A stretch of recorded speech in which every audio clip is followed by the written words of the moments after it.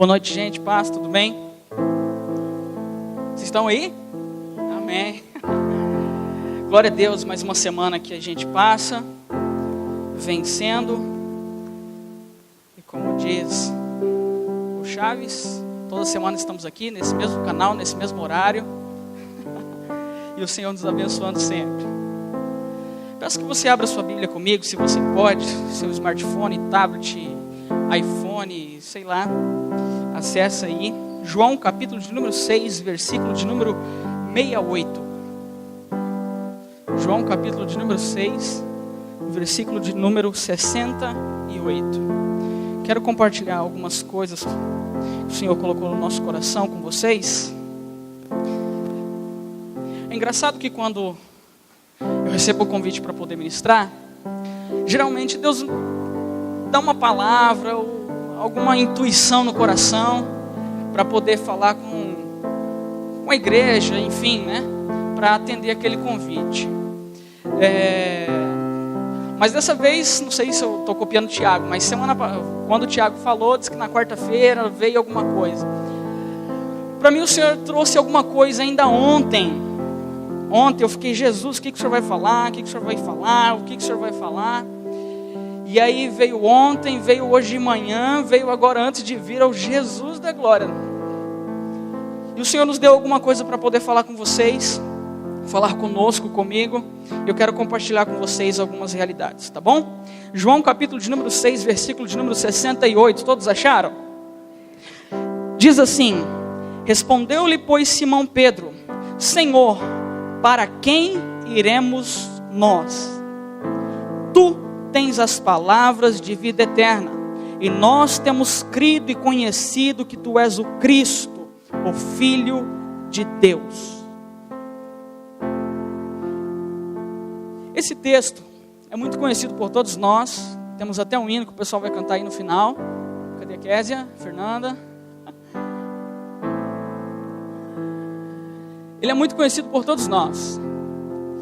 E eu quero trazer alguns ensinamentos, algumas coisas que tocaram o meu coração, e eu quero compartilhar com vocês. Mas para falar desse texto, eu preciso necessariamente voltar algum tempo atrás. Não muito não, só lá no livro do Êxodo, quando Deus liberta o povo do Egito, e libertando o povo do Egito por intermédio de um homem chamado Moisés. Deus liberta o povo do Egito que vivia num cativeiro, para poder seguir para uma terra que Deus havia prometido. Essa terra era a terra de... Qual que é a terra que Deus prometeu para o povo? Canaã. E Deus promete uma terra para esse povo, para eles morarem, viverem, usufruírem e servirem a Deus. Mas acontece que no meio da trajetória eles passam por um período de 40 anos caminhando pelo deserto, até que se cumprisse a promessa de Deus para a vida do povo. Acontece que na caminhada da saída do Egito até a entrada na terra de Canaã, o povo na verdade, ao invés de adorar a Deus, agradecer a Deus por tudo que Deus tinha feito, eles na verdade murmuravam, reclamavam, não gostavam de tudo aquilo quanto Deus fez. Eu acho interessante que quando Deus coloca a coluna de nuvem para tapar o povo do sol, andando no ar-condicionado, e o pessoal ainda reclamando: poxa vida, saímos lá do Egito para vir morrer no calor do deserto. E aí Deus coloca uma coluna de fogo à noite para poder proteger o povo do frio, dos poucos graus abaixo de zero, e o povo ainda murmurava. E aí teve uma certa feita que o povo começou a reclamar, dizendo: olha, ô Moisés, ô Arão, o negócio é o seguinte: vocês, esse Deus, nos fez sair lá da terra do Egito, onde estávamos do lado das panelas de carne, das cebolas e tudo mais, para morrermos aqui no deserto. Bem melhor era ficarmos lá onde estávamos, retornarmos para a terra de onde saímos, ou seja, para o Egito. E aí Deus, por intermédio de Moisés, diz o seguinte: olha, há de ser que Deus ouviu a vossa murmuração. E para provar que Deus ouviu a oração, o clamor, a petição, o resmungo de vocês, há de ser que Deus mandará pão dos céus, o famoso maná. Deus enviará carne fresca dos céus, para vocês comerem. E aí então desce o maná do céu, e o povo se alimenta todo dia pela manhã. Vem o maná do céu, um pão que diz que é o semente de coentro. Eu nunca vi semente de coentro, mas enfim, igual uma semente de coentro branca, em que eles comiam. Eles deviam comer, mas não guardar, porque ao amanhecer ou virar o dia, na viração do dia, tudo aquilo que eles haveriam de guardar estaria podre, apodrecido, fétido, porque a ordem era: não guardem, comam, deleitem-se, mas não guardem. Isso era sinal, na verdade, de que Deus estava querendo que o povo confiasse em Deus, de modo que o amanhã pertence a Deus. De modo que a minha vida, os meus passos, os meus caminhos devem pertencer a Deus, de maneira que eu confio a Ele, o meu levantar, o meu deitar, o meu andar, o meu caminhar, o meu olhar, o meu fazer, a faculdade que eu vou escolher, o trabalho, a profissão com que eu vou trabalhar daqui para frente. Tudo isso, Deus queria ensinar ao povo confiança, confiar, dependência de Deus. E aí vem o maná. E aí eu levo vocês um pouquinho mais para frente, já no capítulo 6 de João, quando nós lemos, vamos voltar um pouquinho, versículos primeiros ali, diz assim, João 6 mesmo, versículo 1: depois disso partiu Jesus para o outro lado do mar da Galileia, que é o Tiberíades, e grande multidão o seguia, porque via os sinais que operava sobre os enfermos. Jesus subiu ao monte e assentou-se ali com os seus discípulos, e a Páscoa, a festa dos judeus, estava próxima. Então Jesus, levantando os olhos e vendo que uma grande multidão vinha ter com ele, disse a Filipe: preste atenção, onde compraremos pão para estes comerem? Mas dizia isso para o experimentar, porque ele bem sabia o que havia de fazer. Filipe respondeu-lhe: 200 dinheiros de pão não lhes bastarão, para que cada um deles tome um pouco. Observe que, próximo da Páscoa, Jesus então, acho que Jesus era um cara que meio de momento, assim, sabe, é o cara da moda. Ele viu alguma coisa acontecendo: pai, eu vou usar isso aqui para poder falar com o meu povo, falar com as pessoas que estão me ouvindo, porque era o momento da Páscoa, eles iam comemorar a saída do Egito e tudo mais, e tal coisa, os umbrais da porta, o sangue nos umbrais da porta, enfim. E aí eles iam comemorar, e Jesus, achei algo importante para poder trazer a palavra do Pai, para que eles venham entender, de uma maneira que eles venham entender. E aí Jesus usa uma forma muito simples de trabalhar. Ele vê uma multidão, sobe ao monte, ele vê uma multidão, e aí ele vê o povo subindo para ter com Jesus. E aí Jesus fala para Filipe: Filipe, o que daremos para esse povo comer? Aí Filipe, que era uma terra de onde já tinha pão, o cara conhecia, ele já começa, o cara acho que das engenharias, né? Começa a calcular, Senhor, acho que 200 dinheiro, 200 denários, 200 trabalhos de dia, 200 dias trabalhados não serão o suficiente para poder dar de comer a esse povo. Mas a Bíblia diz, Jesus perguntou isso por perguntar. Não, Jesus perguntou isso para testar-lhe, porque ele sabia o que haveria de fazer. Jesus então já estava na sua mente para multiplicar os pães e os peixes que o menininho havia trazido consigo. Observe que quando Jesus faz isso, ele faz para ensinar a Filipe, ele ensina algo para Filipe, e ele ensina algo para todo o povo, porque ele aproveita a festa, o momento do boom. Vai ter um congresso mais ou menos ali na igreja tal, aí Jesus, vai ter, os judeus vão estar lá, os sumos sacerdotes e os fariseus e tal vão apresentar, beleza, é agora que eu vou entrar. Jesus então começa a chamar a atenção do povo, uma grande festa acontecendo, ele aproveita o enredo, aproveita o momento, a cena, o cenário, para poder ensinar algo. E aí Jesus chama o povo, alimenta o povo com 5 pães e 2 peixinhos. Só abrindo um parênteses. Os discípulos, os apóstolos, na verdade, tinham um tesoureiro. Cada um deles andava com comida para a viagem. Todos eles andavam preparados para a viagem com pão. Geralmente, eles andavam assim como Davi tinha no seu alforje, que alforje não era lugar de pedra, mas era lugar de pão. Por isso, quando Samuel manda Davi levar comida aos seus irmãos, ele leva o alforje. Mas ao momento que ele desce ao ribeiro para pegar as 5 pedras, ele guarda no alforje, que não é lugar de pedra, é lugar de pão. Então eles guardavam a comida consigo. Mas, no momento de fazer um milagre, no momento de abençoar as pessoas, o que acontece? É necessário vir um menino com 5 pães e 2 peixes. Tá, Morelli, o que isso tem a ver?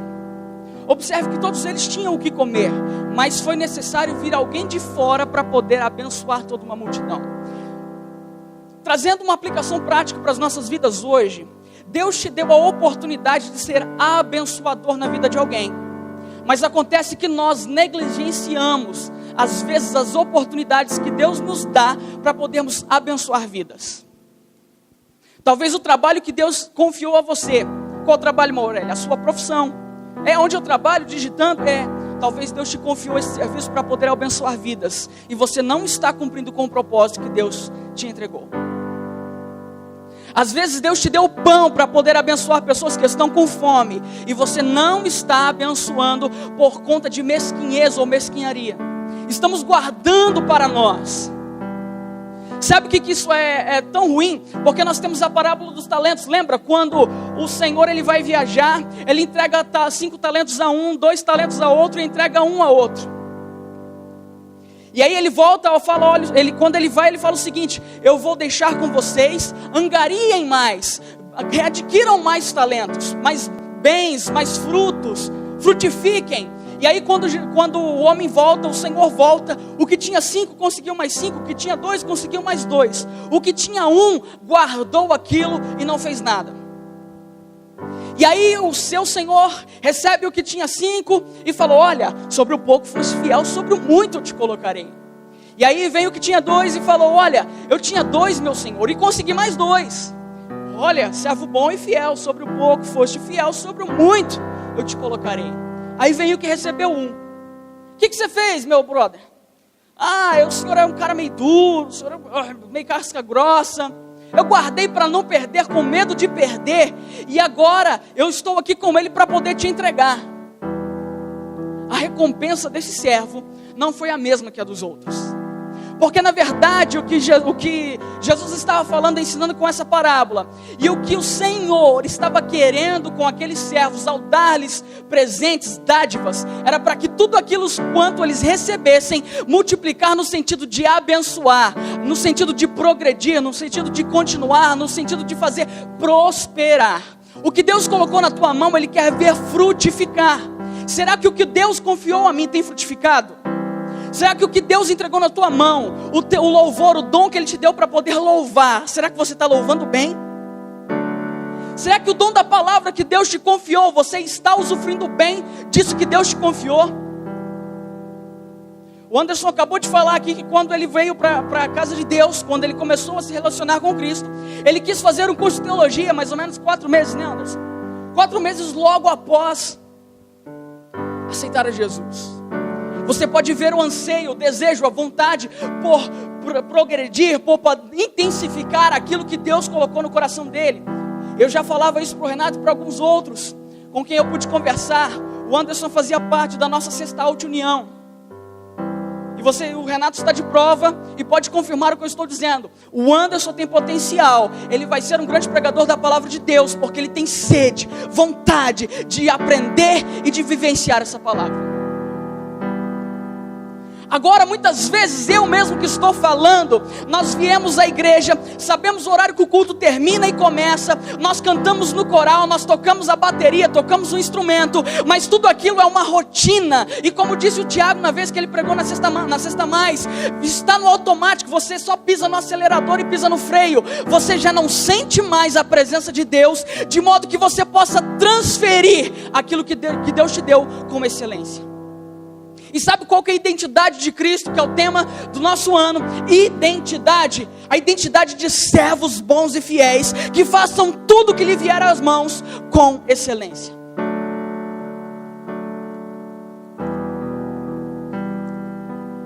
Eu não estou pregando para você, por incrível que pareça, eu estou pregando para mim.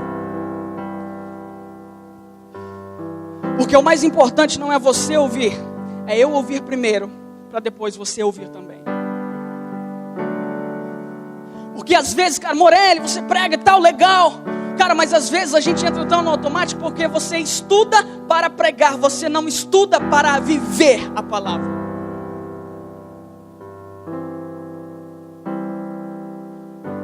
O que canta, que chama de levita, né? Que levita não é só quem canta. O que canta, ele canta, mas já está no automático. Ele põe a música lá, aprende uma musiquinha nova, fala, tá na moda, vou cantar. Nada mais. Ah, Morelli, eu não canto, nem toco, nem prego, nem nada disso. Tá bom, e a sua vida com Deus? Será que lá onde você trabalha as pessoas podem olhar para você e dizer, esse é do Senhor, esse é um verdadeiro homem, uma verdadeira mulher, um verdadeiro jovem, lavado, remido pelo sangue de Cristo?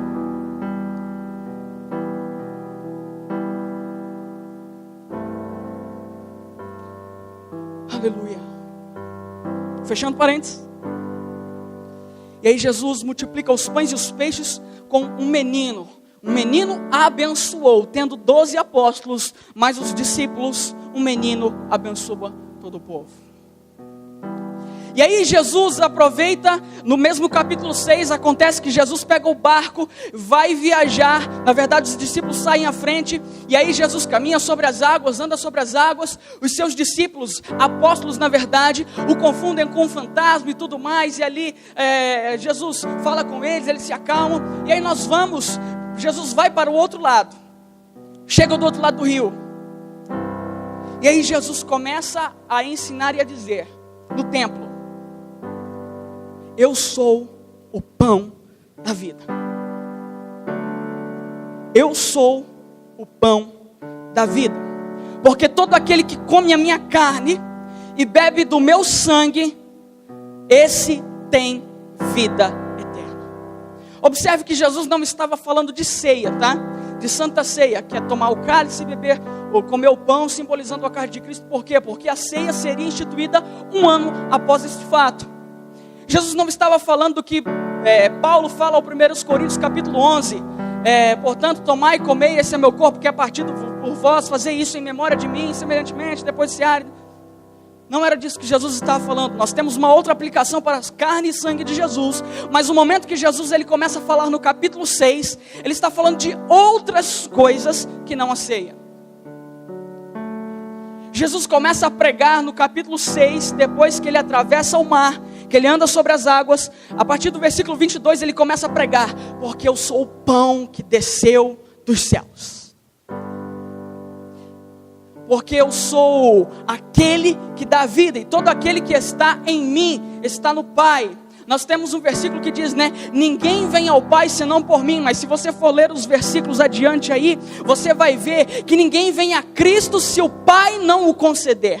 Ou seja, estar em Jesus e estar em Cristo é tanto uma coisa só, que é um círculo vicioso. Pai, Filho e Espírito Santo é um círculo vicioso. Se você está em um, você está em outro. Porque em um texto da Bíblia diz, ninguém vem ao Pai senão por mim. E no capítulo 6, Jesus diz, ninguém vem a mim se o Pai não o confiou para que viesse a mim. E esse é o que está comigo e tem vida eterna, porque eu vim para um propósito, é levar todos, ou ressuscitar a todos no último dia, para que nenhum se perca, e coma do meu sangue, beba da minha carne, versículo 54, lê aí comigo, 6:54, quem come a minha carne, e bebe meu sangue, tem a vida eterna, e eu ressuscitarei no último dia, porque a minha carne verdadeiramente é comida, e o meu sangue verdadeiramente é bebida, e quem come a minha carne e bebe meu sangue, permanece em mim, e eu nele. Assim como o Pai que vive, me enviou, e eu vivo pelo Pai, assim quem de mim se alimenta, também viverá por mim.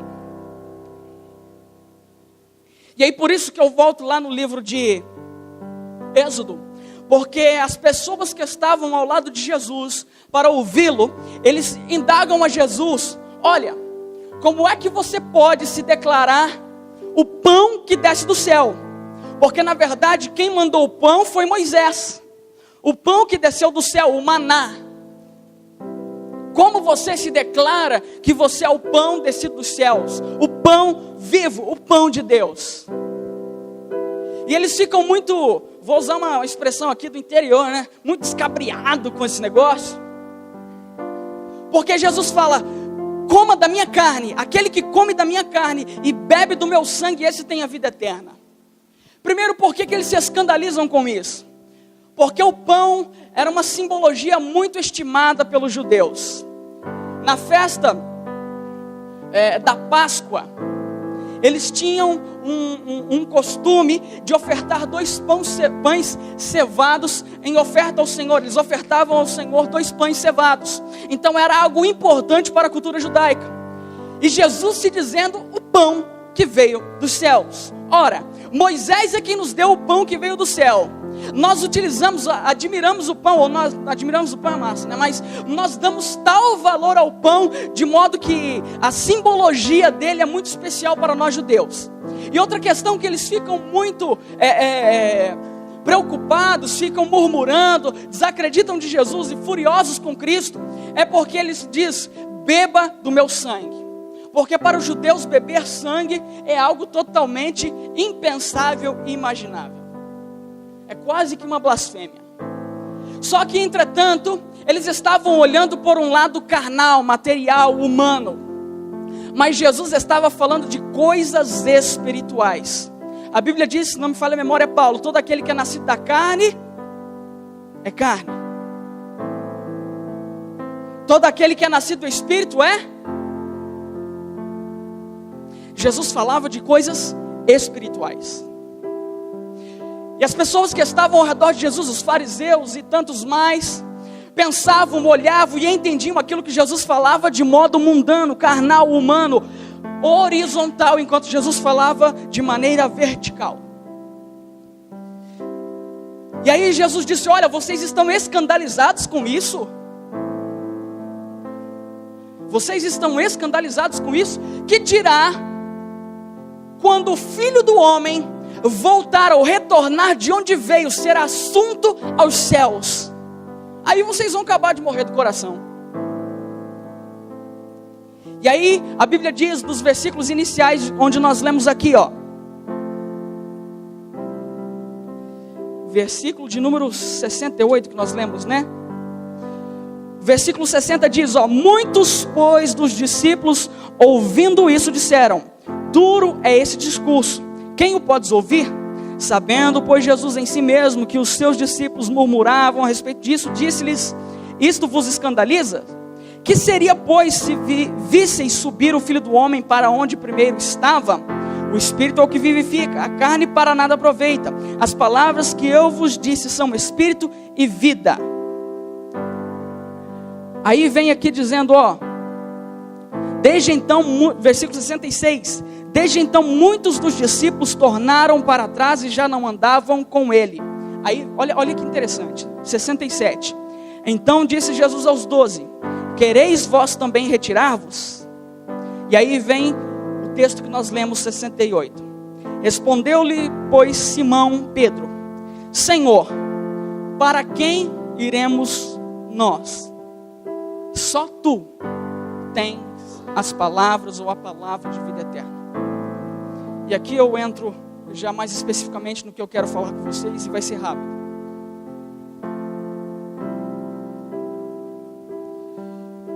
Os discípulos, alguns ou muitos dos discípulos,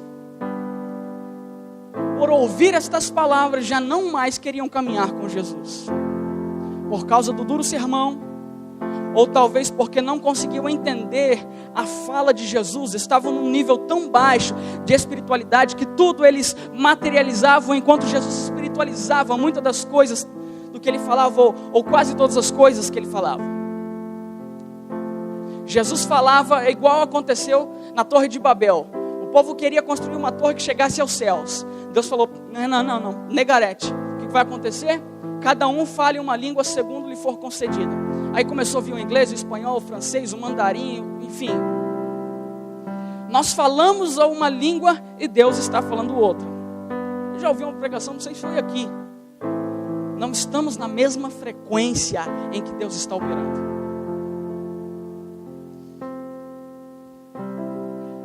Não sei se você sabe, nós falamos isso na sexta-feira passada, a respeito do discipulado. Na Sexta União nós falamos que discípulos são uma coisa e apóstolos são outro. Todo apóstolo é um discípulo, mas nem todo discípulo é um apóstolo, certo? Apóstolo eram os 12. Discípulos, Jesus tinha vários discípulos. Os discípulos, que não apóstolos, ouvindo todo esse ensinamento de Jesus, falaram: poxa, é muito difícil, Jesus, eu não aguento caminhar nisso aqui não. Eu não aguento o Renato falar disso, daquilo, eu não aguento o Tiago e a Josi. Jesus, eu não aguento não, o pastor Janice fala de umas coisas ali, porque olha, isso aqui dói no meu calo, pisou no meu calo. É tipo assim, eu estou crente, mas meu braço não está. Estamos em frequências divergentes de Jesus.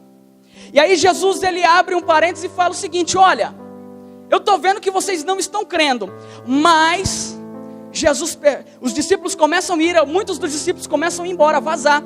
Aí Jesus olha para os 12, que eram os que mais estavam com ele todos os dias, andando com Jesus, falando com ele, orando com ele, sofrendo com ele, passando sede com ele, fome com ele, sono com ele. Aí Jesus pergunta: e vocês, os 12? Também estão no mesmo pensamento, na mesma frequência que estes que estão andando comigo, mas não estão comungando da mesma fé e do mesmo entendimento espiritual comigo? Se quiserem, a porta está aberta. É a serventia da casa. Jesus então olha para os discípulos e diz isso. Aí vem a célebre frase do irmão Pedro, o Petrus, que é pedra no original: Senhor, para quem iremos nós? Só tu tens as palavras de vida eterna. E aqui eu entendo algo muito interessante, que Deus, ele é respeitoso. Jesus morreu na cruz, foi para nos dar o livre-arbítrio. Livre-arbítrio, diga comigo, livre-arbítrio. Observe que Jesus, ele te dá o livre-arbítrio. E mesmo você, ou os discípulos, quando estavam andando com Jesus, Jesus chega para ele e fala assim: cai na real, o que você quer? O que você quer fazer? Onde você quer andar? Em qual frequência você está sintonizado? Se você não quer andar comigo, sinta-se à vontade, eu não estou te expulsando, mas estou abrindo a porta para você passar e sair com as suas próprias pernas e viver como se nunca mais tivéssemos andado juntos. Como se nunca mais tivéssemos olhado nos olhos um do outro. Como diz o Severino, né? Acho que até morreu aquele cara. O cara crachá. Vocês estão com a oportunidade aberta. É só dar a paz do Senhor, que a graça do Senhor dá a bênção apostólica e ir embora. Sabe o que eu aprendo com isso? Eu aprendo que Jesus, ele é educado, de modo que mesmo as pessoas tendo visto Jesus, os milagres de Jesus, andado com Cristo, Jesus te dá a oportunidade de viver com Ele ou não viver com Ele. Há um versículo da Bíblia que diz: olha, você não seja morno, seja quente ou frio, porque se você for morno, eu vomitar-te-ei da minha boca. Sabe o que isso quer dizer? Ele quer dizer o seguinte: ou você escolhe pegar junto comigo, ou você pega a tua e vaza, dá linha na pipa, desenrola carretel. Sabe por quê? Tem um ditado que diz: quem não ajuda não atrapalha. Errado, quem não ajuda atrapalha sim. No reino de Deus as coisas são diferentes. Porque se você não está comigo, diz a Bíblia, você está com mamon. Ou seja, você está com o diabo. Quem comigo não ajunta, espalha. Você não tem outra escolha. Mas Jesus te dá a oportunidade de viver com Ele ou sem Ele. O problema é que nós estamos dentro da igreja, falando de mim, falando de você, é que nós vivemos uma vida tão morna, mas tão morna, não dá para dizer se é quente, não dá para dizer se é frio, é tipo aquilo, não dá para dizer se é homem, se é mulher, é uma coisa meio andrógina, sabe?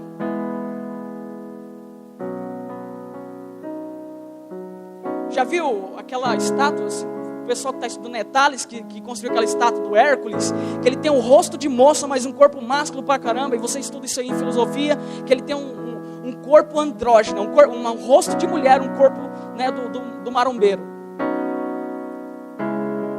A gente não sabe definir o que você quer.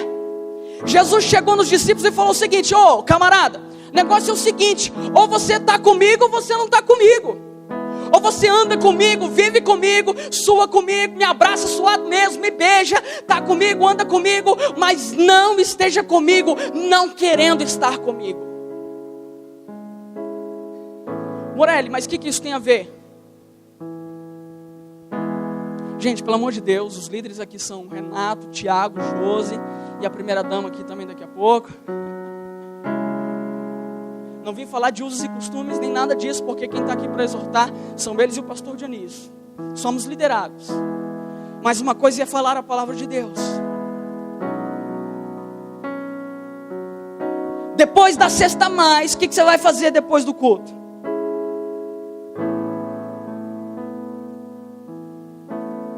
Para onde você vai? Quais são as conversas que você conversa?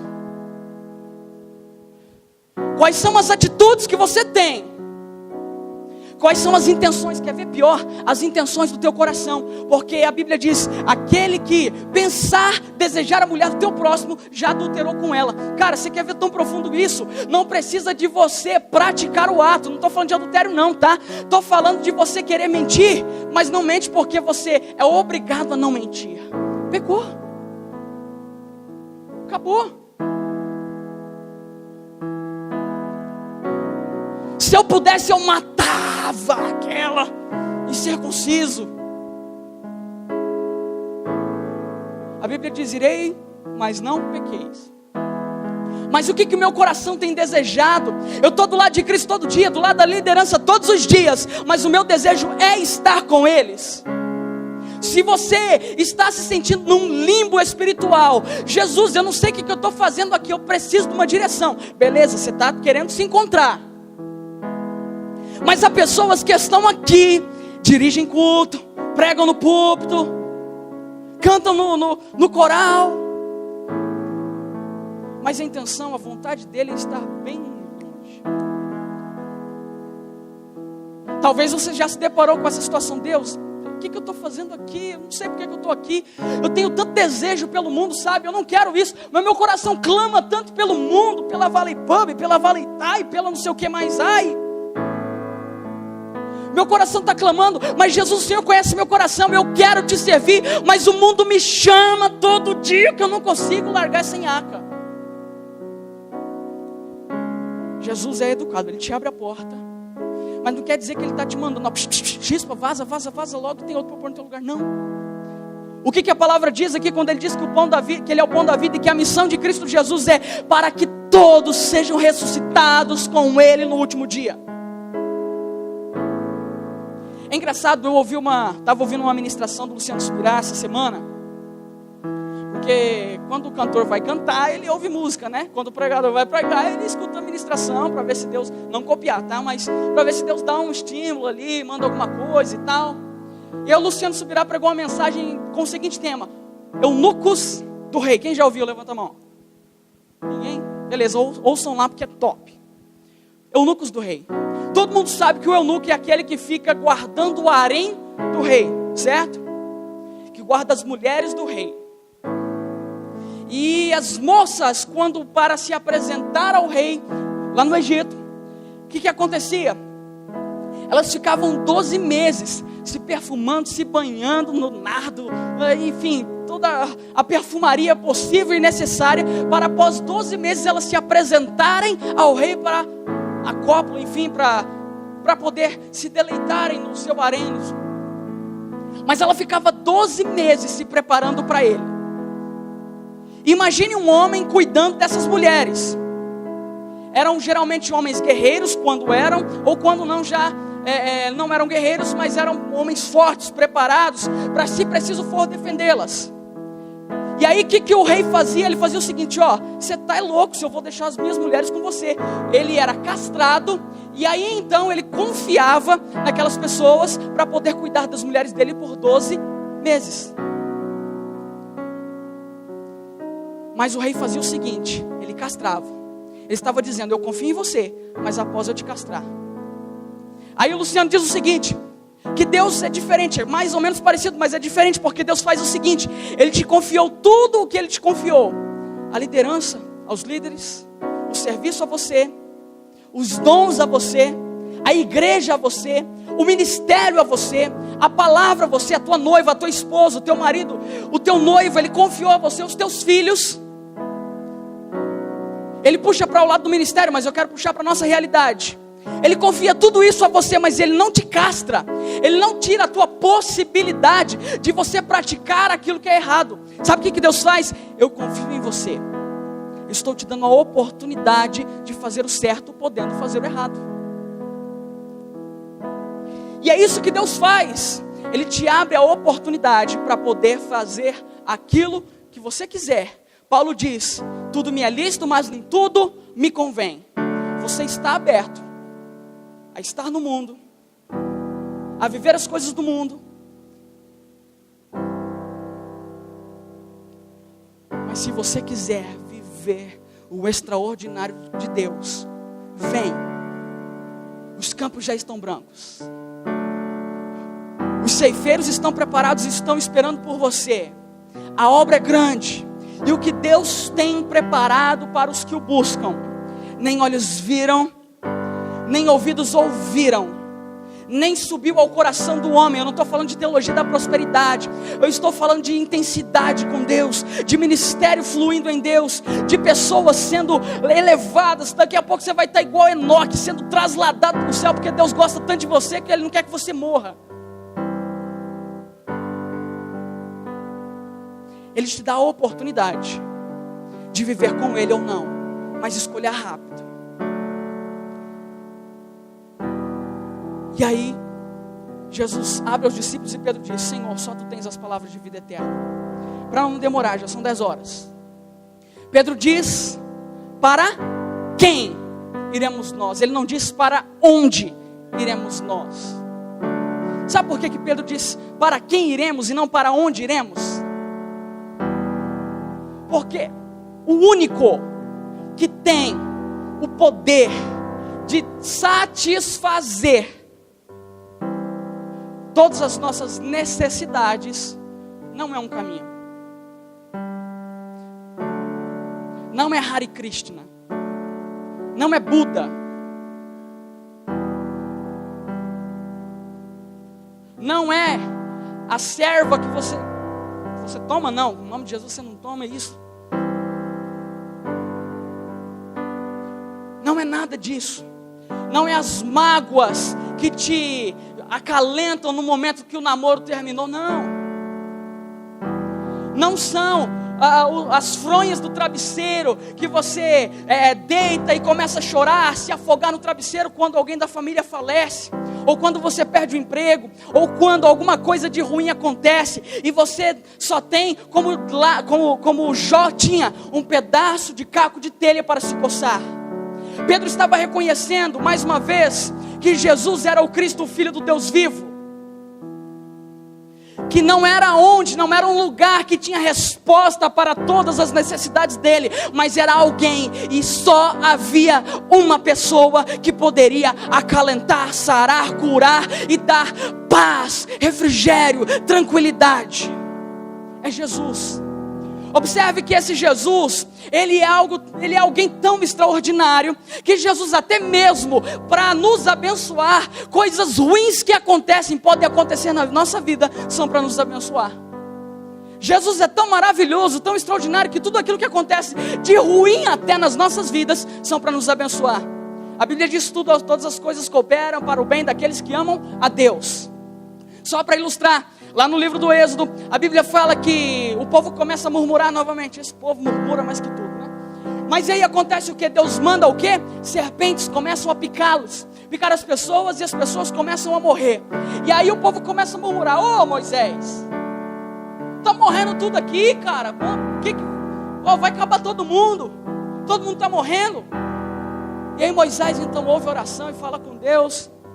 Deus fala o seguinte: levanta uma serpente de bronze no deserto, e todo aquele que foi picado, contaminado com o veneno da serpente, e que olhar para aquela serpente levantada no deserto, será curado. E aí nós lemos lá no Novo Testamento, quando a Bíblia diz, assim como Moisés levantou a serpente no deserto, importa que Jesus Cristo seja levantado. E aí nós entendemos o porquê, porque a serpente picaram as pessoas, mas Jesus, simbolizando aquela serpente, traria salvação, traria cura, traria paz, traria de novo a saúde para a vida daquelas pessoas. Observe bem o que eu estou dizendo. Foi levantada uma serpente. Serpente, nós lembramos de serpente, lembramos o quê? De Adão e Eva. Enganadora, enganou a Eva, enganou o Adão. Nós lembramos de serpente também, mas nesse momento o milagre da retirada do povo do Egito começa por uma serpente. Quando Deus fala para Moisés, e Arão joga a vara, ela se torna em serpente. Às vezes coisas feias e ruins que acontecem na nossa vida são o início do milagre de Deus para você. Tem gente que fala, Deus, me dá experiência contigo. Cara, presta atenção no que você está falando, porque a partir do momento que Deus te dá uma experiência, você vai ralar, vai sofrer, vai pegar uva, sabe? Aquele negócio de uva e vai. E amassando. O melhor ouro é aquele que passa pelo fogo mais elevado. O ministério de louvor pode vir já, por favor. Jesus foi levantado para sarar as minhas feridas, as nossas enfermidades, as nossas dores. E aí Pedro diz, só tu tens as palavras de vida eterna. Sabe o que Pedro estava dizendo? Ele estava dizendo o seguinte, Jesus, não há conto de fada, não é Tales de Mileto, não é Descartes, não é... Quem mais aí? Fala aí, gente, o pessoal da filosofia aí. Não é Platão, não é Sócrates, não é mais ninguém que tem palavras ou que tem direcionamentos para a minha vida, para as nossas vidas. Só tu tens as palavras de vida eterna. Ou seja, parafraseando, só o Senhor tem direcionamento para mim. Só o Senhor tem palavra que me direciona para o certo. Só o Senhor pode ter autoridade para me dizer não quando eu preciso ouvir não, e me dizer sim quando eu preciso ouvir sim. Só o Senhor tem poder e autoridade para falar e a tua palavra penetrar o meu coração, a ponto de eu ser confrontado, e após o confronto eu ser transformado, renovado e praticar boas novas de paz.